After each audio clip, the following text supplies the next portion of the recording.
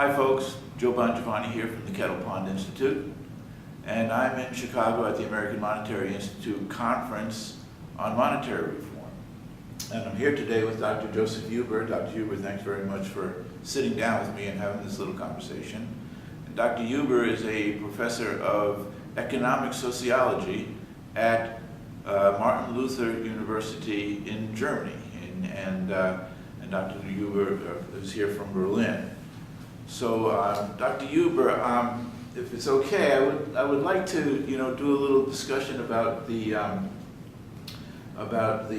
various movements to reform the money system that are going on in the world right now.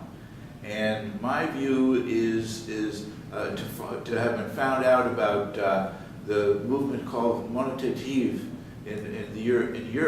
And I was wondering if you could just tell me about, maybe a little bit about the history and what's going on with that movement, because most people in this country have never heard of it or aware that it's going on. Yeah. Well, Monetative is a monetary reform group I and a number of colleagues and friends have set up in, I think it was in 08 or 09 or so. And it's located in Berlin, but it's a German-wide initiative, and there are also similar initiatives or same initiatives in Switzerland and in Austria and all German-speaking countries. And what we are up to is monetary reform along the lines laid down in the book Creating New Money, written by James Robertson and myself on behalf of the New Economics Foundation in London in 2000.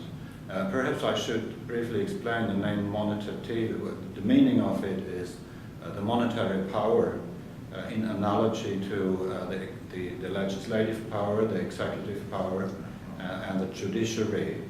And so the idea is we should have a fourth independent branch of government, a monetary power, which is responsible for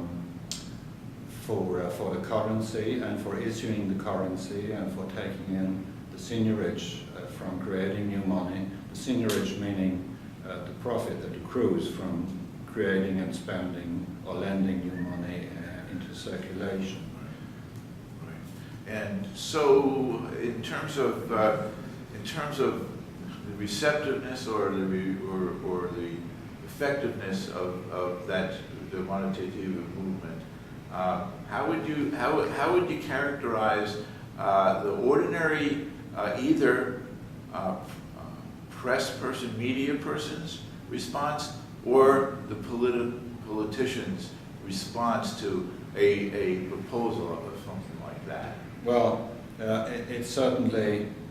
The matter is, of course, it is actually difficult because knowledge about our monetary system is not really very good. It's not educated in, it's not taught in school, and normally most people, as by the way, most experts, even bankers, most people in the street actually have ideas on. They imagine that the monetary system works in a way it actually does not. So, most people are not aware of the fact that the lion's share of the money today is created by the bank, in bank money in the form of demand deposits, and that's created by the banks, and the central bank or the treasury or any other government body can not really influence. So government or the central banks have really lost control of the entire process of money creation, bank money creation, and that comes, of course, with a number of problems. And I mean, the system we have is called the fractional reserve banking, but actually, even that small part of the money, that fraction, which still comes in the form of coin from the government, from the treasury, and in the form of banknotes from the central bank, that amount is no longer under control of the central bank or the treasury. But the initiative is with the banks, and the central bank always has to accommodate the bank's demand. And we want